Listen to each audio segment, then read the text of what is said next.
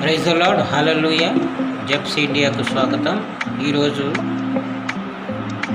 క్రైస్తవ లిటరేచర్లో టాప్ 10లో ఉన్న క్రైస్తవ పుస్తకాల గురించి కొన్ని తెలుసుకుందాము. ప్రతి పుస్తకానికి కూడా బైబిలే ఆధారం. ప్రతిరోజు సాధ్యమైతే రోజుకు 3 సార్లు కూడా బైబిల్ చదవాలి అనే ఉద్దేశంతో ప్రోత్సహించుటకు ఈ వీడియో నేను చేస్తా ఉన్నాను. అనేకమైన పుస్తకాలు ఉన్నాయి, అయినప్పటికీ కూడా ప్రపంచంలో ఇప్పటివరకు టాప్ 10 పుస్తకాలు, కొన్ని పుస్తకాలు మేము ముందుకు తీసుకొస్తా ఉన్నాను. తప్పకుండా ఈ బుక్స్ గురించి మీరు తెలుసుకోండి. లైఫ్లో ఒక్కసారైనా సరే మీరు చదివినట్లయితే కింద కామెంట్ బాక్స్లో మీరు మీ కామెంట్ పంపించండి. అవి మీకు నచ్చినట్లయితే ఈ వీడియోను ఇతరులకు షేర్ చేయండి, సబ్స్క్రైబ్ చేసుకోండి. మరి యొక్క పుస్తకాల యొక్క వివరాలు అనేవి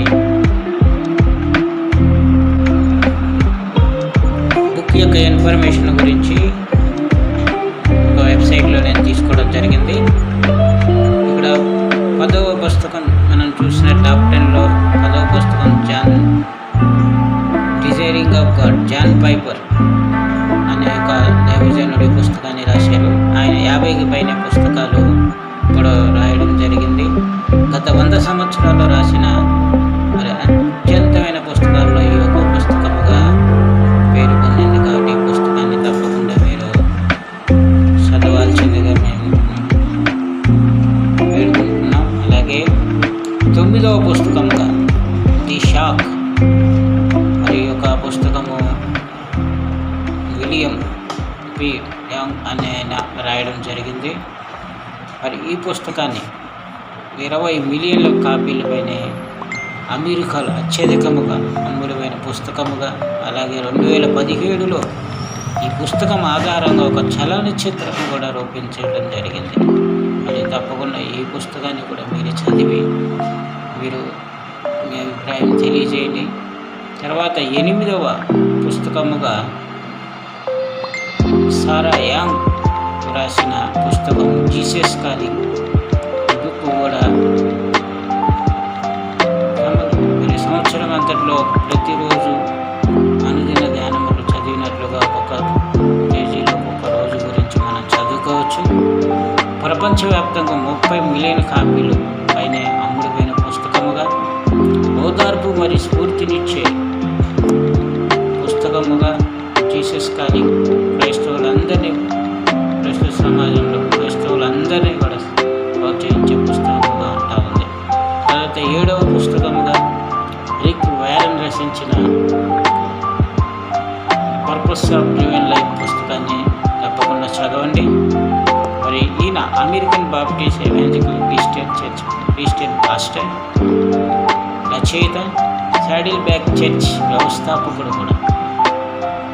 ప్రపంచంలోని అత్యంత ప్రభావవంతమైన 100 మంది వ్యక్తుల్లో ఈయన కూడా ఒక ఆయన.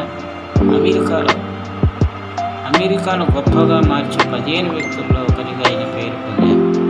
కాబట్టి ఈ పుస్తకం 85 కంటే ఎక్కువ భాషల్లోనికి అనువదించబడింది. ప్రపంచవ్యాప్తంగా 50 మిలియన్ల పైన పుస్తకాలు కాపీలు అమ్ముడుపోయాయి.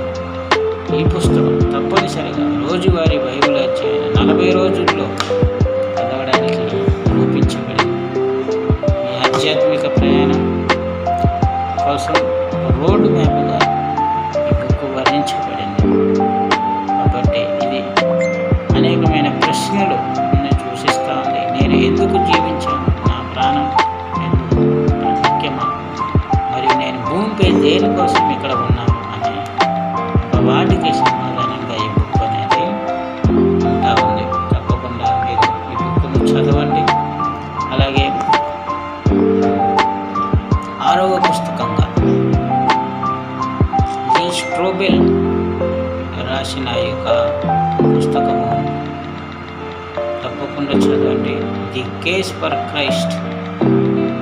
మరి ఈ బుక్ ఎంతగానో యేసు ప్రభు వారి సాక్ష్యాన్ని, యేసుక్రీస్తు దేవుని కుమారుడు అని సాక్ష్యాన్ని వెలుగు తీసేందుకు ప్రయత్నించే ప్రశ్నల్ని అనేక మంది వద్దకు వెళ్ళి అడిగిన సాక్ష్యాలు ఇక్కడ ఇందులో బయలుపరచబడినాయి. అలాగే మరి ఈ పుస్తకాన్ని తప్పకుండా చదవండి. అనేక మంది ఈ యొక్క మిలియన్ల మంది యొక్క హృదయాలను ఈ పుస్తకం తాకింది. 2017లో దీన్ని చలనచిత్రంగా కూడా రూపొందించారు. మరి తప్పకుండా ఈ పుస్తకాన్ని మరి సాధ్యమైనంత ఇవి ఆన్లైన్లో కూడా అందుబాటులో ఉంటాయి. ఇక డైరెక్ట్గా మనకి బుక్ స్టాల్లో అందుబాటులో ఉంటాయి. అమెజాన్లో కూడా ఈ బుక్స్ ఈ లెర్నింగ్ ద్వారా కూడా మనం చదువుకోవచ్చు. అలాగే ఆడియో లెర్నింగ్ ద్వారా కూడా మనం వినొచ్చు. అనేక విధాలుగా బుక్స్ మీరు చదవండి, ఇతరులు చదివించండి.